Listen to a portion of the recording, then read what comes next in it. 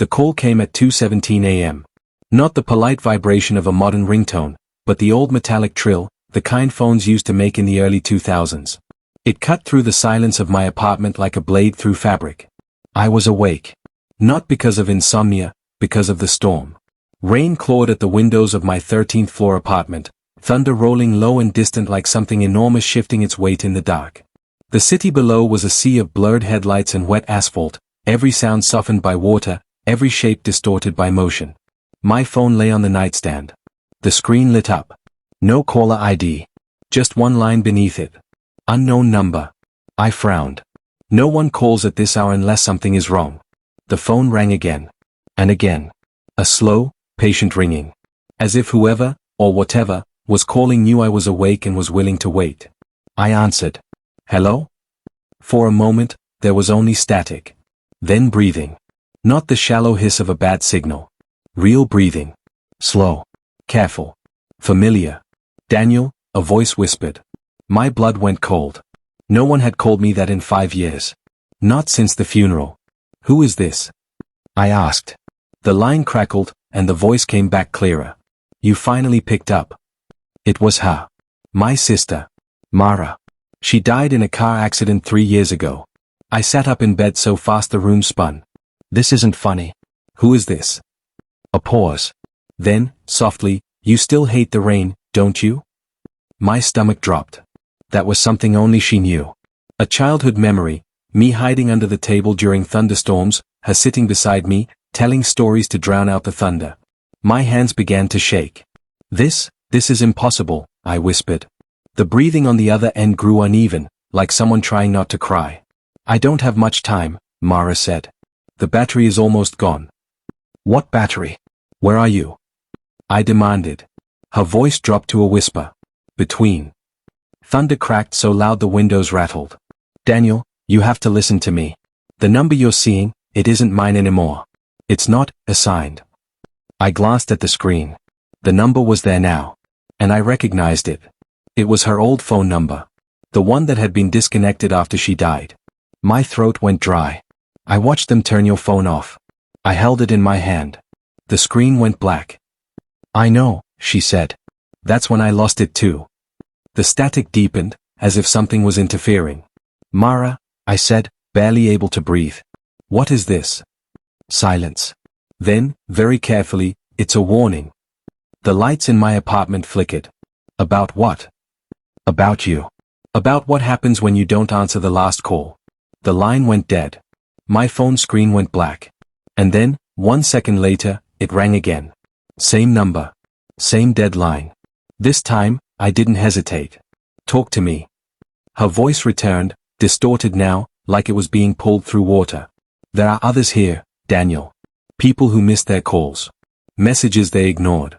Voicemails they deleted without listening. Moments they postponed until there was no time left.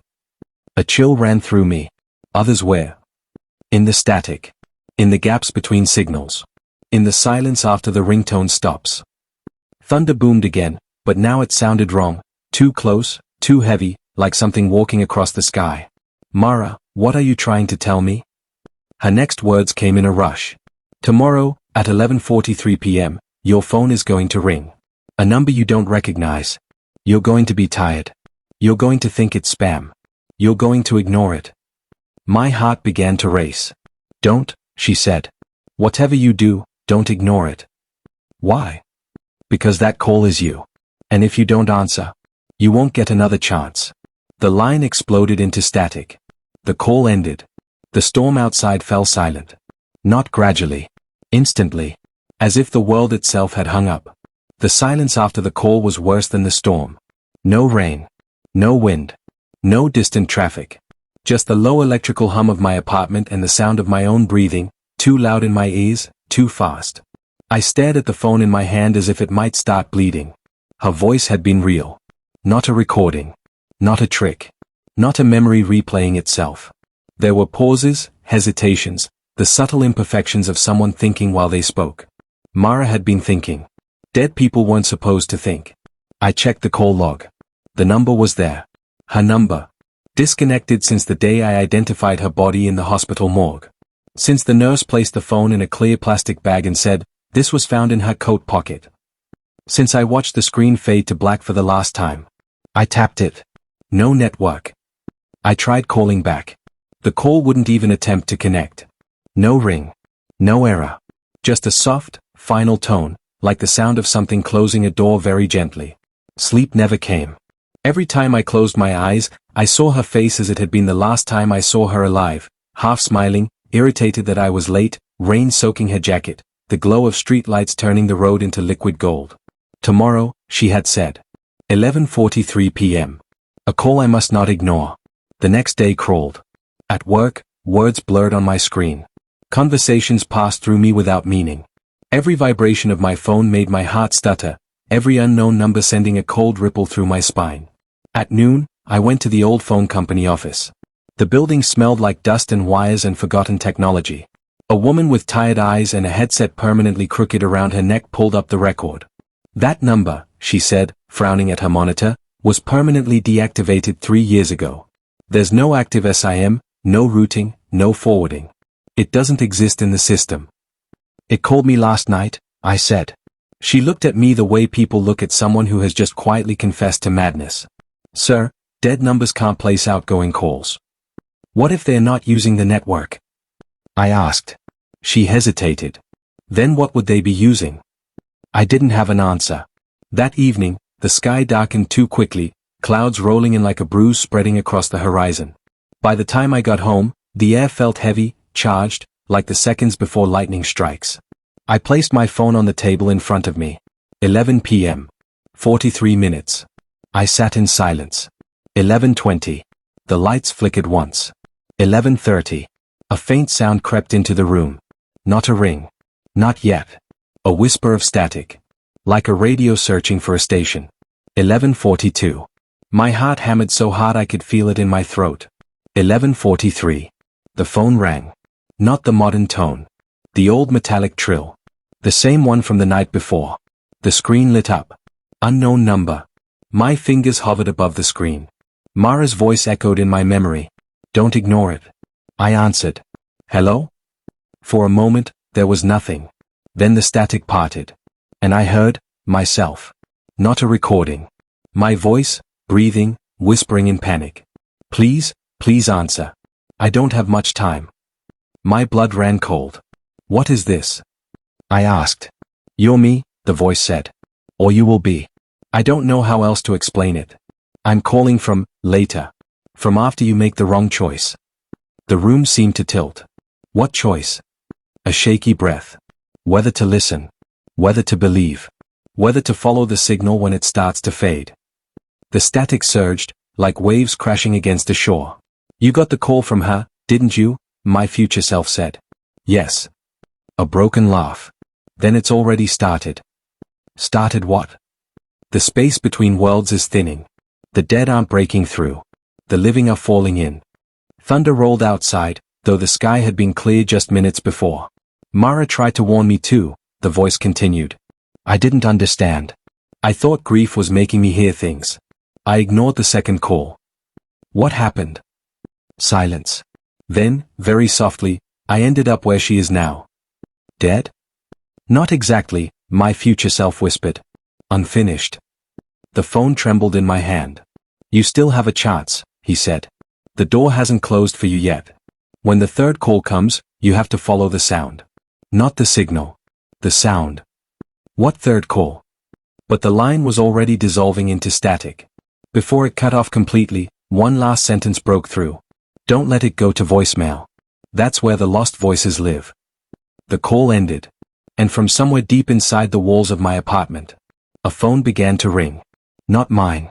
An old one. Disconnected. Buried. Ringing from inside the building itself. The ringing wasn't coming from my phone anymore. It was coming from the walls. A dull, distant sound at first, like a memory of a ring, vibrating through concrete and pipes. Then clearer. Sharper. The unmistakable metallic trill of an old landline echoing from somewhere deep inside the building, as if the structure itself had a nervous system and a pulse. I stood slowly. The air felt wrong, thick, heavy, charged with that same pressure you feel just before a storm breaks. Every instinct told me not to move, but another instinct, older and deeper, pulled me toward the sound. It was coming from the stairwell. Each step down the corridor felt like walking into colder water. The lights flickered overhead, buzzing, struggling to stay awake. The ringing grew louder with every step, guiding me like a thread through a labyrinth. Floor by floor, it led me downward. Basement. The door creaked open, releasing a breath of air that smelled of rust, mold, and something faintly electrical. The ringing was clear now, sharp and impatient, echoing through the concrete room. And there, in the far corner, beneath exposed pipes and hanging cobwebs, sat an old wall-mounted telephone. Rotary dial. Yellowed plastic. A model that hadn't been used in decades. Its cord trailed into the wall, severed. It rang anyway. I approached it slowly, heart pounding, the sound vibrating in my bones. With each ring, images flashed behind my eyes. Mara standing in the rain, the hospital corridor, the morgue, the moment they zipped the bag closed. The phone rang a seventh time. I lifted the receiver. The ringing stopped. For a moment, there was only breathing. Not mine. Not mechanical. Human. Good, a voice whispered. You followed it. Mara? I said. A pause. Then, softly, not anymore. The voice was hers, but layered with something else, like an echo inside a cave, like multiple versions of the same word spoken at once. You shouldn't be here, I said. Neither should you, she replied. That's how this begins. What begins? Overlap. The basement lights dimmed, as if someone were slowly lowering a dimmer switch on reality itself. Time isn't a straight line, she said. It's a stack of moments pressed together. Most people live on one layer and never feel the others. But grief, love, unfinished promises, they thin the walls. My future self's words returned. The space between worlds is thinning. What do you want from me? I asked. To save you, she said. From doing what you're about to do. A chill ran through me. What am I about to do? Try to bring me back. The truth hit me like ice water. I had been thinking it. Not consciously, not in words, but the desperate part of me, the part that still reached for her side of the bed at night, had been searching for a way to undo the impossible. You already tried once, she continued. In another version of you. He followed the wrong sound. The wrong signal. And he crossed over instead of me. The static rose around her voice, thick and whispering. He's the one who called you. Where is he now? I asked. A long silence. In the same place I am, she said. Between connections. Between seconds. Between rings. The phone line crackled. The third call is coming, she said. When it does, you'll hear two things. One will sound like hope. The other will sound like truth. They won't be the same. How will I know the difference? You won't, she said gently. That's the test. The lights flickered violently now, shadows stretching and twisting along the walls. Mara, can I save you? Her voice softened, breaking. You already did. You loved me. You stayed. You listened. Some versions of you never even answered the first call. The static surged, swallowing her words. One last thing, she said quickly.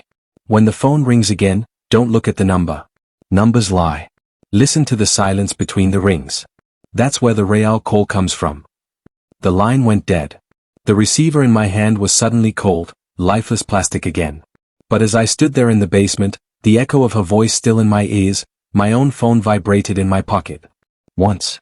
Twice. Then stopped. A notification appeared on the screen. Voicemail, midnight seconds. No duration. No sender. Just an empty message that had somehow been delivered. And beneath it, a timestamp. Tomorrow, 11:43 p.m. The third call was already scheduled. I didn't sleep. I lay on my bed staring at the ceiling while the city outside breathed, cars hissing on wet asphalt, distant sirens, the low hum of electricity running through walls like blood through veins. Every sound felt like it might turn into a ring. Every vibration of air made my chest tighten. 11:43 p.m. Tomorrow. The voicemail with no voice sat on my screen like a promise and a threat. You can't receive a message from the future. You can't schedule a call from the dead. You can't hear someone who no longer has a body. And yet, I already had. When morning came, it felt unreal, like I had woken inside a memory instead of a day. I went through the motions, coffee, shower, clothes, but everything felt delayed by a fraction of a second, as if my reflection was struggling to keep up with me. More than once, I thought I heard my phone ringing in the other room, only to find it silent on the table. At work, the clocks were wrong. Not broken, wrong. My computer said 10:17. The wall clock said 10:19. My watch said 10:14. None of them drifted. They stayed fixed in their disagreement, like time itself had fractured into slightly different versions that refused to line up. I remembered what the voice had said: time is a stack of moments pressed together. Maybe today, those layers were slipping. By evening, the sky had turned the color of bruised metal. Clouds hung low and heavy, and the air smelled like rain and ozone. I went home early, unable to focus, every nerve tuned toward the approaching hour. 11:43 p.m. I sat on my couch with the lights off, the room lit only by the blue glow of my phone. The silence felt staged, like the pause before a jump scare in a movie. My heart beat too loud. My breathing sounded like it belonged to someone else. 11:41. 11:42. The screen dimmed slightly as the minute changed. 11:43. For a second, nothing happened. Then the phone rang. Not vibrated. Rang. The old-fashioned, sharp, mechanical ring that no modern smartphone should be able to make. The sound cut through the room like a blade. The number on the screen was blank. No digits. No unknown caller.